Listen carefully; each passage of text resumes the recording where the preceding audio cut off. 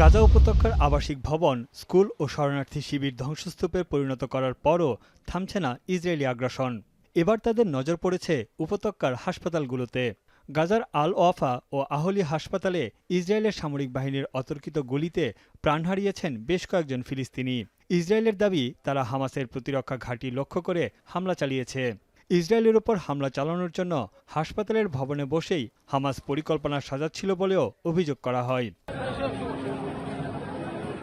গাজার উত্তরে আংশিকভাবে চালু থাকা কামাল আদওয়ান হাসপাতালে অভিযান চালিয়ে পরিচালক আবু সাফিয়াকে গ্রেপ্তার করা হয়। তাকে কোথায় নিয়ে যাওয়া হয়েছে তাও কেউ জানে না। এ ঘটনায় হাসপাতালের চিকিৎসা সেবা পড়েছে সংকটে। উদ্বেগ জানিয়েছে বিশ্ব স্বাস্থ্য সংস্থা সহ মানবাধিকার সংস্থা অ্যামনেস্টি ইন্টারন্যাশনাল। ৩ মাসের ব্যবধানে দ্বিতীয়বারের মতো আটক করা হলো আবু সাফিয়াকে। যুদ্ধবন্ধের আহ্বান জানিয়ে ফিলিস্তিনিদের সমর্থনে পাকিস্তানের ইসলামাবাদেও বিক্ষোভে নেমেছে হাজার হাজার মানুষ।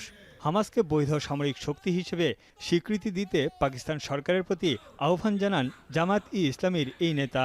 हमास को तस्लीम किया जाए, ऑफिशियली उसकी हैसियत को तस्लीम किया जाए। वो लेजिटिमेट फोर्स है, वो डेमोक्रेटिक फोर्स है।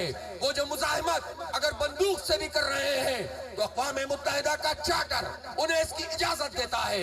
জিম্মিদের নির্যাতনের বিষয়ে ইসরায়েলি সরকারের প্রকাশিত প্রতিবেদন নিয়ে উদ্বিগ্ন তাদের স্বজনেরা। তাদের অভিযোগ, গাজায় জিম্মিদের উপর অত্যাচার নির্যাতন চালানো হচ্ছে।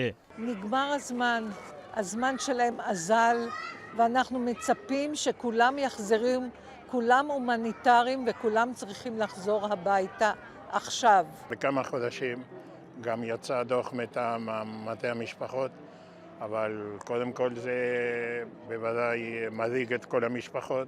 এদিকে ইসরায়েলি প্রধানমন্ত্রী বেনিয়ামিন নেতানিয়াহুর প্রোস্টেটের সফল অস্ত্রোপচার সম্পন্ন হয়েছে বলে জানিয়েছেন তার চিকিৎসক। ৭৫ বছর বয়সী নেতানিয়াহু সম্প্রতি বেশ কিছু শারীরিক জটিলতায় ভুগছেন।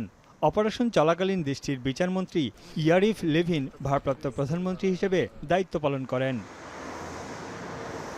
এছাড়া ইসরায়েলি বাহিনী দক্ষিণ লেবাননে বড় ধরনের বোমা হামলা চালিয়েছে। এতে হতাহত হয়েছেন বেশ কয়েকজন। ইসরায়েলের দাবি, দক্ষিণ লেবাননের একটি ফার্মেসি থেকে বিপুল পরিমাণ অস্ত্র জব্দ করা হয়েছে। যুদ্ধবিরতির মধ্যেও হামলা অব্যাহত রেখেছে ইসরায়েলিরা।